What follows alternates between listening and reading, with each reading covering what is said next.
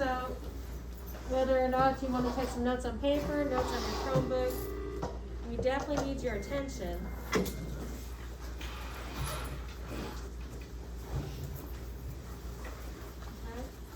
What we're continuing to look at is what is actually determining the chemistry of a particular element.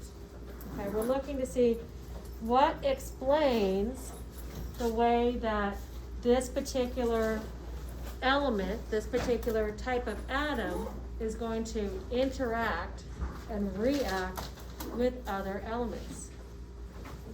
Now, I was telling you guys yesterday that really almost all the elements are looking for friends. Okay, they're very lonely. They feel like their lives are incomplete, and they need to complete a particular thing, a particular characteristic that they each have in order to really feel like they don't have to go looking for any more friends. Now, there's one particular group on the periodic table that doesn't do that. Who remembers what group doesn't need friends?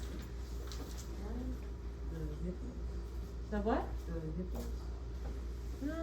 No, it's a good connection, I understand, because we started talking about hippies and BFFs and bullies yesterday. We're not even that far yet. There's just one group. If you can tell me the group name on the periodic table. Christian? Harmony? No, is that? Group 1? No, they're very reactive. They need friends. They need friends bad. Group 18. Why group 18? Because they all have stable.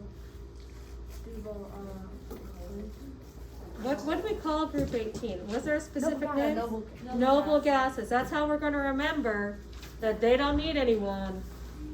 They're royalty. Their noses are stuck up in the air. They don't bond with anyone. They don't need a friend, apparently.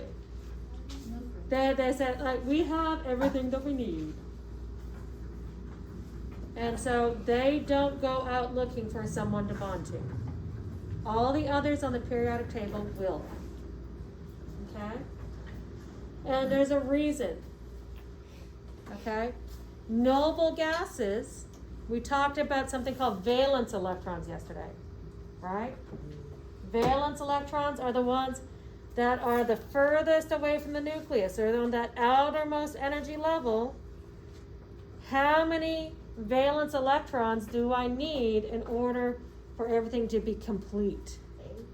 Yes, 8 is the magic number for almost all element, but there were 2 exceptions. Does anyone remember what those exceptions are?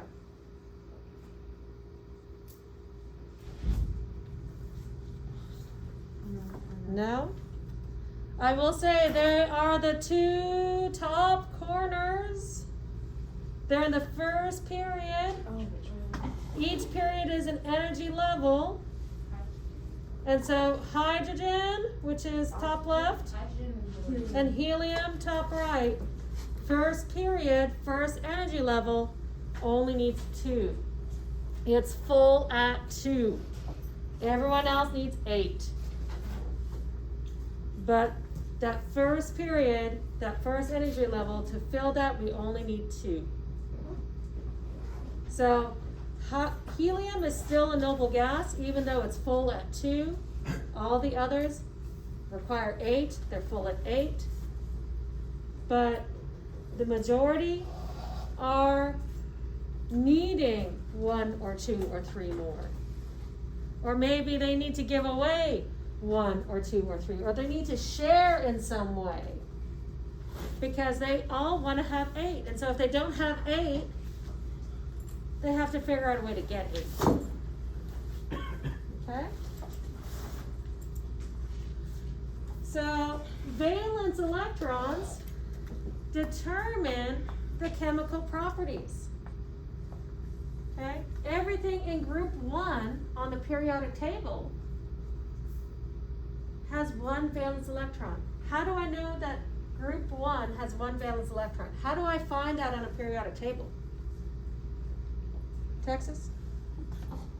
Can you say the question one Okay. How do I find the number of valence electrons for a particular element on the periodic table? There was a way that I told you guys yesterday. You could find it using the Bohr model, but that takes a long time because then I have to go, okay, well, the atomic number is this, so then that has to have the same number of electrons, and then I'd have to do that Bohr diagram of like 2 and then 8 and work out like how many are left over. I could do that, but okay, so I'm starting to hear something about dot diagrams, but I still need to know something first before I can do a dot diagram. Jack? The first number is Close, very close. It's not the first number, it's the ones place. Yeah, that's what I've heard. Sorry. I completely get it. I understood, I could see it in your eyes that you got it, but we have to be careful in our language sometimes. You know, I know that I use a lot of generalities so I can give you guys a visual picture, but sometimes we have to be careful in our language to make sure that no one misunderstands. I'm looking at the group number, I look at the ones place of that group number, so that when I reach groups 13, 14, 15, 16, 17, 18, all I look is the ones place, and that tells me, and it works that way for group 1 and group 2 as well. Okay, but the ones place tells me, oh, that's how many valence electrons it has. So group 1, it has one valence electron, and what does it need? How many does it need? 7. It needs 7 more. It needs to have 8. It's going to try to make sure, unless you're hydrogen's a special case. Hydrogen only needs 2 because it's only going to be that first energy level. But anything beyond is going to try to figure out, you know, hey, it needs like 7 more. Either that or it needs to give up the 1 that it has. Okay, so it doesn't have that extra. How about group 13? How many valence electrons will something have in group 13? It has 3. So it has 3 that it's going to either try to give, take, share, something, so that everyone has the 8. Group 17, it has 7. It just needs 1 more, right? Okay, these valence electrons are what is involved in chemical bonding because they're the ones on the surface. Have you guys ever tried to make, a drink like, make up some Gatorade or some lemonade from like powdered crystals? Yeah. And sometimes you can have like a lump, Yes. okay? And so like the stuff that starts to dissolve and interact right away is just the stuff that's outside on the surface. The same thing is kind of true with these valence electrons. Just the outer surface is what's going to be the interactions. And we represent these valence electrons in electron dot diagrams. Okay? Now, electron dot diagram, who remembers what was involved in electron dot diagram? What do I have to start with first to create one? What do you think, Christian? If you get to have 1 dot per. Okay. I agree, I have to go around and I start with 1 dot each time, and I only have 4 spots. What do I need in the center? Then The chemical symbol. The chemical symbol. So if I had something like carbon, I put that chemical symbol, then I have to go to the periodic table and go, okay, what group are you in? Oh, you're group 14? Okay, that's 4 valence electrons. Okay, 1, 2, 3, 4. And this is actually something that we're going to use as we start to learn how different elements combine together. This picture helps us understand that combination of things.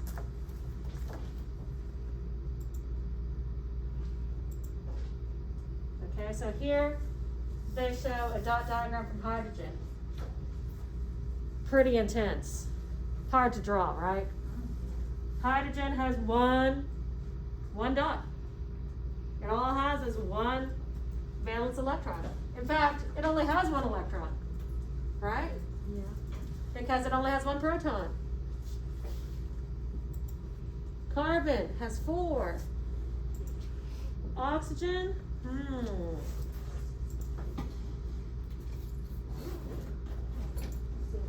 6. I'm surprised. Why? I don't know why they did it so small like that. I'm not really sure. So oxygen has 6. You'll notice that we have 1, 2, 2, 1. When we're drawing an element on its own, when we're trying to draw a thought diagram, you will never see something that says like oxygen, I can't do this. Okay? On its own, I never do it like that. I have to go around and then pair up. Doesn't really matter where you start, but I have to make sure that I go through all 4 spots before I start pairing. Okay? So we talked about that group number once again, period number. Groups, of course, are up and down. Periods are from side to side. What is the same for a group? What could I say is going to be the same within a group? What do you think? They'll have the same amount of protons. No, they won't have the same amount of protons. That can't be true. If this had 1 proton, and this had 1 proton, and this one had 1 proton, and they would all be hydrogen. The number of protons identifies what element it is. You're close though. There was something that we said protons have to equal. Protons and electrons equal each other. But what's the thing that's affecting how they're behaving? How many? Electrons. And more specifically, the valence, the outside electrons. Okay? So everything in a particular group has similar properties. Why? The properties are caused by how many valence electrons they have. Does that make sense? Properties are caused by the number of valence electrons. So a group 1, alkali metals, all have similar properties. Why do they have similar properties? Because they all have 1 valence electron. Group 2, alkaline earth metals. They all have the same or similar properties. Why? Because they have 2 valence electrons. Okay, group 13 has 3 valence electrons. Because they have 3 valence electrons, they all have similar properties to each other. They interact with other elements based on how many valence electrons they have. So anything that has the same number of valence electrons is going to interact with something else of a particular number of valence electrons in the same way. You're going to see similar interactions between something like lithium and fluorine as you might for sodium and chlorine. It's going to be the same type of interaction. But one might be more strong than another. Okay, what is true about periods? What did we notice? Was there a pattern for the periods? Kind of. It's not nearly as exciting as the groups. What do I see happen across a period?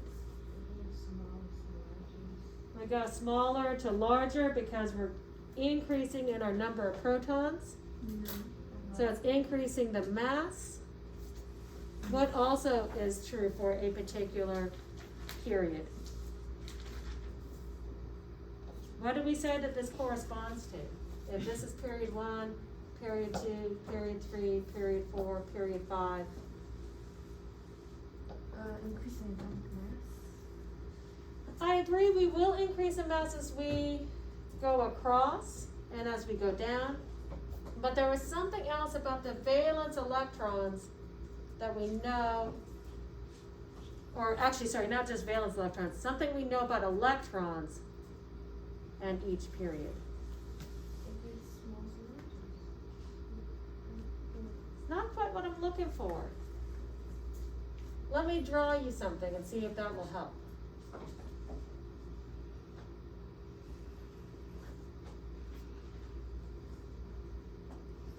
Oh, the increase in gap number of there's more age levels. What is, so this, period 1 is like energy level 1. Period 2, energy level 2. Period 3, energy level 3. And we keep moving out. These are like those shells, those energy levels from the Bohr model. It's weird how many connections there are, isn't there? It all interacts with each other. Do you follow that? Yes. How each period is like a separate energy level, a separate ring around the outside, showing, okay, well, the first two electrons, well, they're here. The next, electrons, they're here. The next electrons, they're here. And you can see that because I go 1, 2, that's like here and here. 1, 2, 3, 4, 5, 6, 7, 8. You see that on the next one. And so this would be like a model of neon. Yeah. Each period represents an increase in energy level.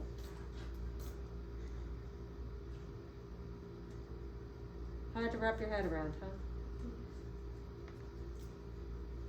Do we know what we're talking about when we talk about energy levels? Do you remember that from the Bohr model? This is also really helpful, guys, why we do our notes. Because I can make this all make sense for you if you know what I'm talking about to start off with.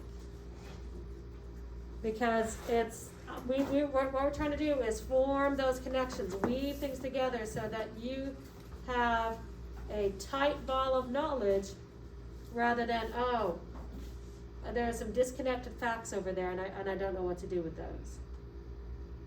But if we're going through these discussions and you don't know what a Bohr model is, you don't know what an energy level is, it's hard for you to picture. Okay? So a lot of the times what we're talking about in this class is we're talking about these groups here, we talk about the groups over here, we talk about everything in general, but we're not going to take a really close look at these guys here because their energy levels start adding some extra rules in there. And we're going to avoid that for this year.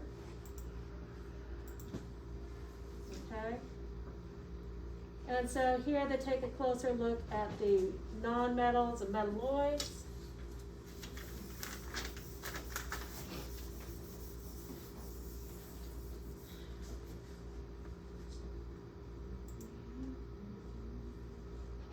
Now, how many valence electrons does nitrogen have? 5. 5. How many valence electrons does helium have? 2. 2. Weird, but true. This one here, special case, even though it's group 18, it only has 2. So only helium will be going to Only helium and what? I says only helium in group 18 has 2. Yes, only helium has 2 in group 18. All the others will have 8. Hydrogen, it has 1 just like all the alkali metals, but it doesn't behave the same way as the alkali metals. That's why we say they belong there, but they don't. It's just kind of the best location for them so far. Okay?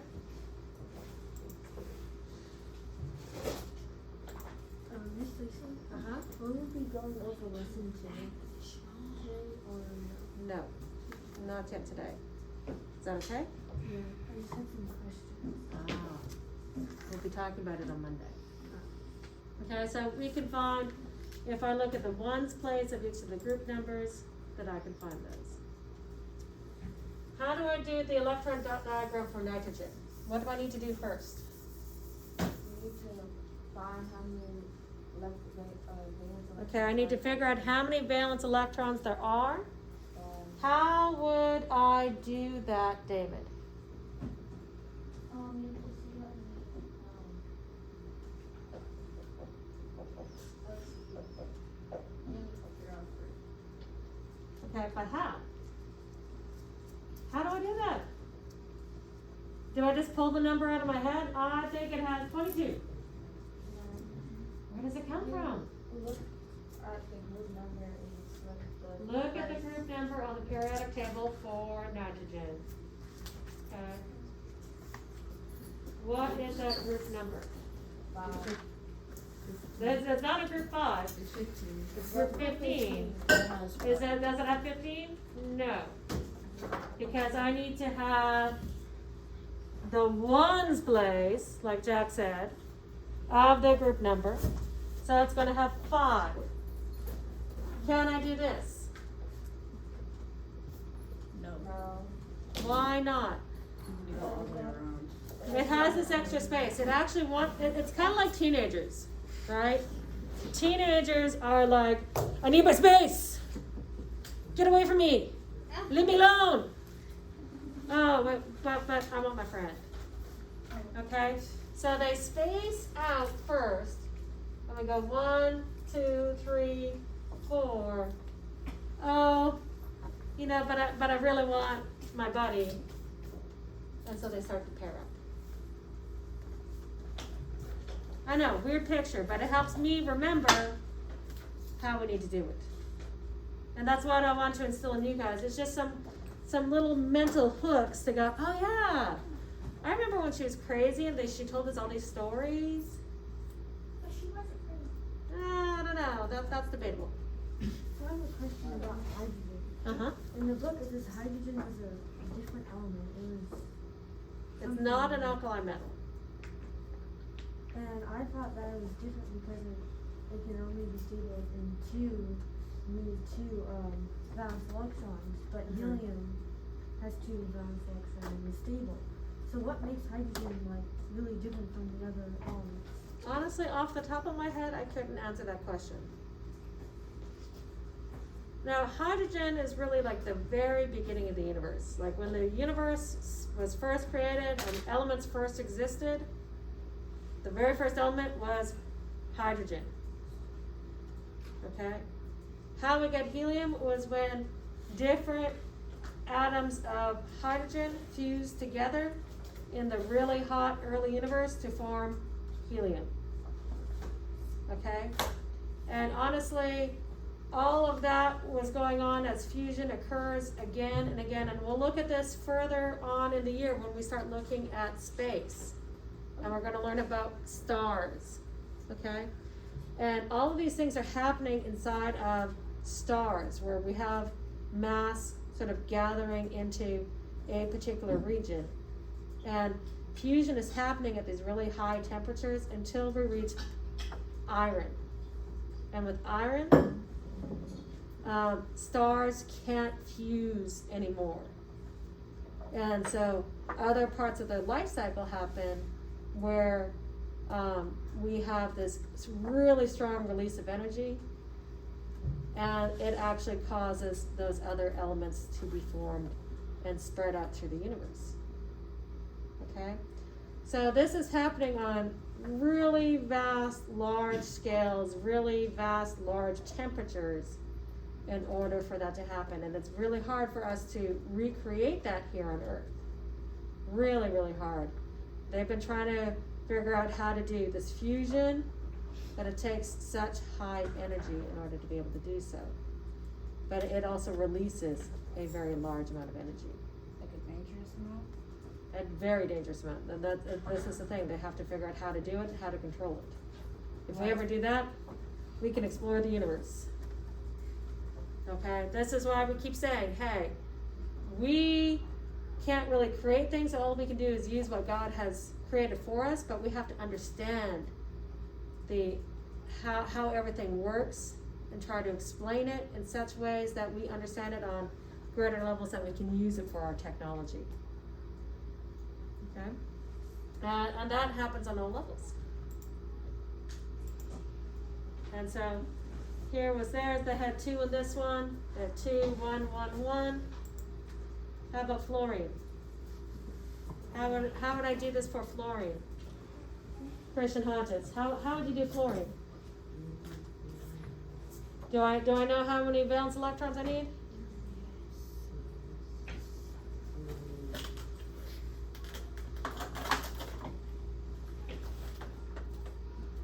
How many valence electrons does fluorine have? What group is it in? It's in group 17, so how many valence electrons does it have? We look at the ones place. So it has, no, 1 is the tens place, right? If we have group 17, this here is the tens, and this here is the ones. You have to think, it's not the 1, it's just what's in the ones place. 7. So how would I draw that 7? I have to go and do what first? Write 2 in every space. I have to write 2 in every space? First. Really? No. No. Okay, Harmony says. I didn't say that. Yes, you did. Okay. No, okay, sadly, in this case, it would work out. It wouldn't cause you a problem. You could do it that way, but it could cause a problem on other ones. If I try to go 2, 2, 2. The only reason why this works on this one is because of the number that there is. It is a better practice that what I do is be the teenager, give me space. Get out of my face. You go clockwise. And it doesn't really matter which way you go. It doesn't. But I need to make sure I spread them out and then start pairing up. Okay? It's a better practice. Same result in this case. But if you don't follow that method, it could lead to problems. Like if I only had 5, and I said, okay, well that's 2, 2, and 1, and I left this space empty, you can't leave an entire space empty. That won't happen. Not unless they're actually pairing up with something else. I use that. You may. Okay, magnesium. How many valence electrons? 2. Just 2? Just 2. Okay, so what do I need to do? Can I do this? Yes. Can I do this? No. You gotta space them out. Definitely gotta space them out. Okay, argon. Group.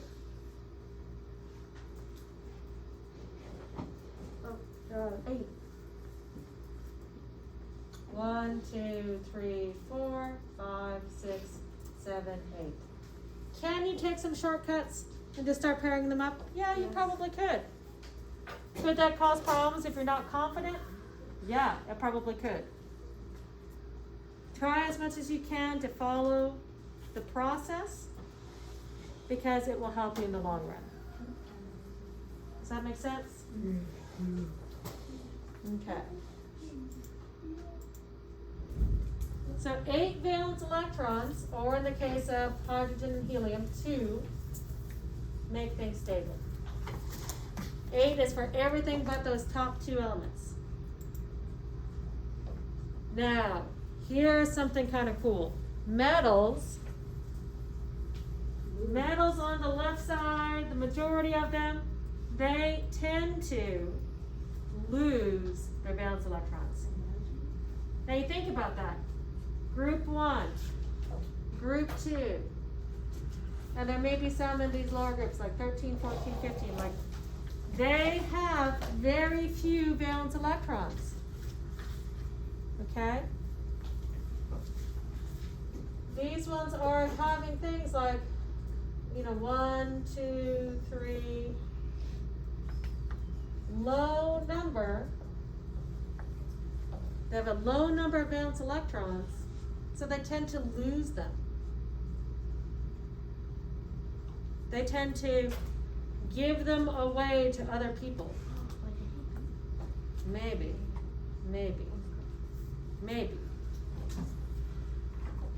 I think you're partly right. I just don't know if you're completely right yet. Okay? Non-metals, they gain them. Now, the non-metals are the ones way over on the right. They have 14, 15, 16, 17. They have lots of valence electrons already. They're like, oh, we have all the valence electrons. Okay? But they still need some. So these guys have the high numbers of valence electrons, such as 5, 6, 7.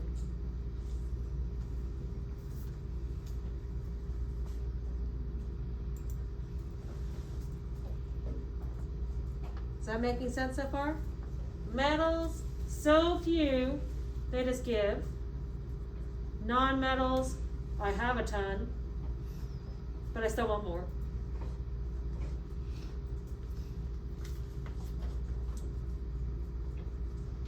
So start thinking about that. We had hippies. Exactly. We have bullies and BFFs.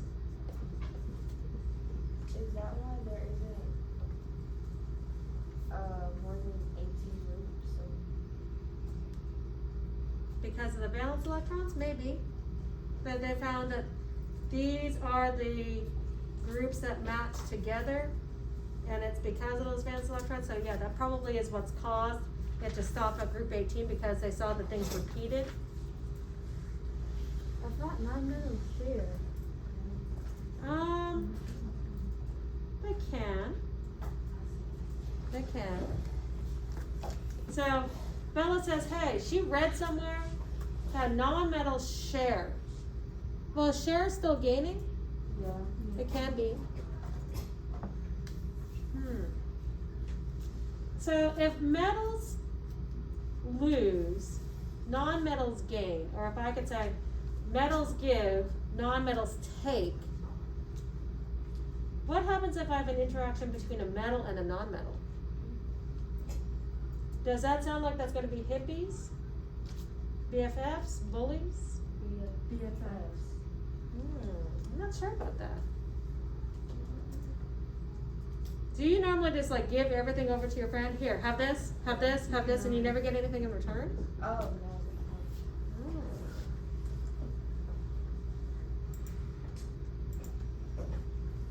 Okay. Don't quite know why they have what they do on this slide. Let's think about this. And I would say kind of ignore this for right now. If I have a metal plus a non-metal. Okay, this one is going to be giving up an electron. This one is taking, right? If I have a metal and a metal, well, they both like to give. And then if I have a non-metal and a non-metal, They're both typically kind of taking.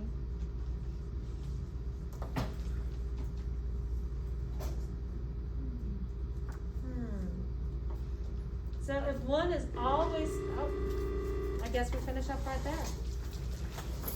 You're gonna be learning more about each of these. These are your three different kinds of bonds. You have to figure out which is which. I got none. Mineral. Yeah, they're kind of a loose thing.